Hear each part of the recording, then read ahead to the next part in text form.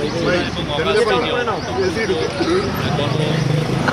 তার পরবর্তীতে যে এটা নিয়ে একটা পলিটিক্যাল সিচুয়েশনে আমরা যাচ্ছি, কীভাবে আমাদের ডেমোক্রেটিক ট্রানজিশন হবে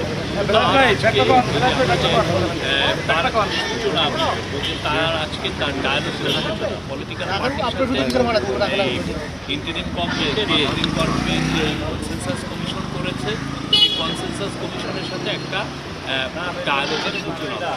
এর ফলে যেটা হবে যে আমরা আগামী আপনি দেখেছেন যে কনসেনসাস কমিশনের মেয়াদ 6 মাস করা হয়েছে। 6 মাসে আমাদের আমরা আশা করছি যে এই যে 6টা কমিশন যে রিপোর্টগুলো দিল, সেই রিপোর্টগুলো পুঙ্খানুপুঙ্খভাবে পলিটিক্যাল পার্টির সাথে এই কনসেনসাস কমিশনের আলাপ হয়ে থাকে, যেটা আসবে যে যেই রিকমেন্ডেশনগুলো সমস্ত পলিটিক্যাল পার্টি কনসেনসাসের ভিত্তিতে দিবে, সেটা সবাইকে আমাদের আশা থাকবে যে সবাই এই পলিটিক্যাল পার্টিগুলো এটা পরবর্তীতে সাইন, যেই সাইন হবে সেই সাইন ডকুমেন্টটা হবে হচ্ছে জুলাই চার্টার।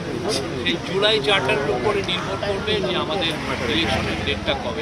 অলরেডি আপনারা দেখেছেন প্রফেসর বলেছেন যে মোস্ট লাইকলি ইলেকশনটা হবে এই ডিসেম্বরে, হ্যাঁ, এবং তারও পরবর্তী সেক্ষেত্রে আমরা হয়তো কিছু ইলেকশন রিকমেন্ডেশন বাস্তবায়ন করে যেতে পারবো।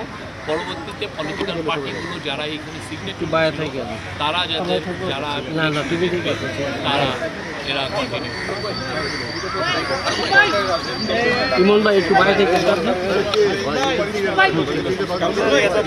ভাই অপু ভাই এই মাসে এদিকে আসেন ভাই থাকুন ভাই, এটা এটা কোনো কথা হইলো? এটা কি হইলো? এই আসতে ভাই দেখতে দেন। ও ভাই দরকার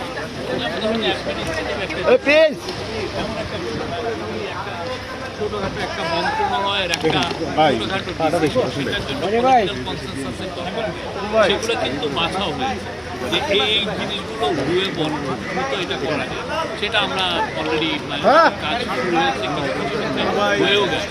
তো আর বাকি দরকার সেগুলো পার্টির সাথে আমাদের এই